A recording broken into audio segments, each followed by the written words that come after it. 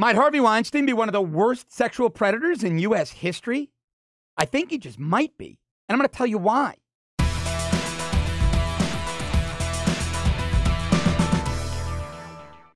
Now, you likely don't know this, but I have extensive experience with these types of crimes. After law enforcement, I was a partner of the National Center for Missing and Exploited Children. I also sat on a task force convened by all 50 state attorneys general out of Harvard Law School. Our mission was to find and stop sexual predators in online communities. I learned a ton. I also saw some things I wish I could unsee. So when I read the victim accounts from Weinstein's victims, I read them through the lens of experience. And what I'm reading are accounts that are very consistent and very credible. And in an investigation, consistency and credibility are key. I believe these women, and I believe that Weinstein is a really, really bad guy. I put him on par with serial pedophile Jeffrey Epstein. Now, I am not suggesting, implying, or alleging that Harvey Weinstein molested children. I am not. There is zero evidence of that. But his similarities to Epstein are nearly identical in the way they used their wealth and power to find, to groom, to control, to assault, and then ultimately shame and silence victims. Guys like that with a lot of money and a lot of power, with those nefarious, criminal, deviant leanings are very, very dangerous people. I was really glad when I read Ronan Farrow's expose in The New Yorker. The New Yorker's left-leaning, as is Farrow. They don't go after a guy like Weinstein lightly or comfortably. And Farrow's family was Hollywood royalty. His mom was Mia Farrow, is Mia Farrow. And I'm not implying anything, but he looks a lot like Frank Sinatra. Let's just leave that there. His stepdad was Woody Allen, who took off with his teenage sister, Soon-Yi Previn. The family knows a thing or two about deviant sexual behavior. But Farrow did a great job as a reporter in this piece. He has victim upon victim upon victim coming forward. Among them, Mira Sorvino, the actress. These are not just Hollywood nobodies. These aren't up-and-comers trying to make it. Mira Sorvino won an Academy Award. Angelina Jolie has come forward against Weinstein. Gwyneth Paltrow has come forward against Weinstein, as has Ashley Judd. Major, major names. Now, there's a case depicted in Farrow's article of an actress named Ambra Barolina Gutierrez, who Weinstein groped. He groped her breasts, and then he gave her tickets to a play he was producing the next night. Only she didn't go to the play. She went to the NYPD. And while sitting with Special Victims Unit detectives, there was a phone call between Gutierrez and Weinstein.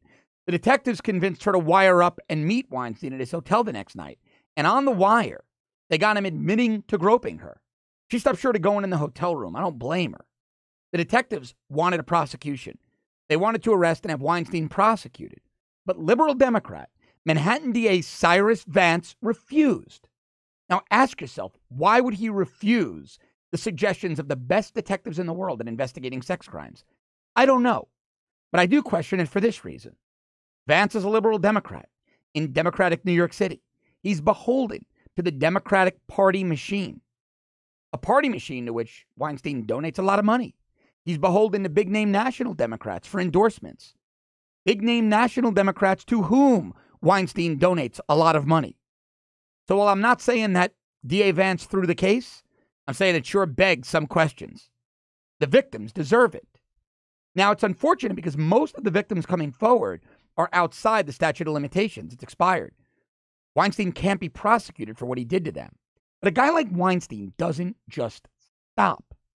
A guy like Weinstein keeps going. Weinstein was probably acting this way until the day he was exposed, the day he was fired from the company he founded. And that's maybe the only positive in this. And I hate to even use that word. Because those victims, the new victims, are within the statute of limitations. And if they come forward, Weinstein can be prosecuted for what he did to them. My experience tells me they will. Because multi-millionaire Hollywood celebrities have come forward. These women now have cover. They can come forward and not face Weinstein's wrath. He's too exposed right now. He's too vulnerable.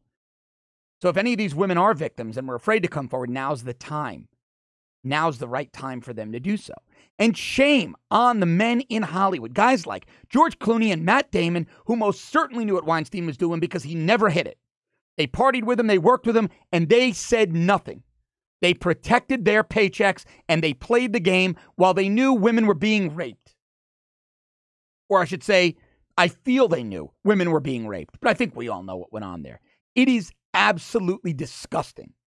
But I expect no less from Hollywood. This is the same Hollywood that has been cheering pedophile Roman Polanski for decades, and in 2003 gave him an Academy Award and a standing ovation.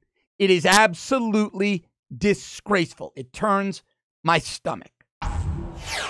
If this content gets you as fired up as it gets me, if you find it as important as I do, please subscribe to our premium service at www.therebel.media/shows. I'm John Cardillo. I'll be back with you tomorrow. Thanks for watching.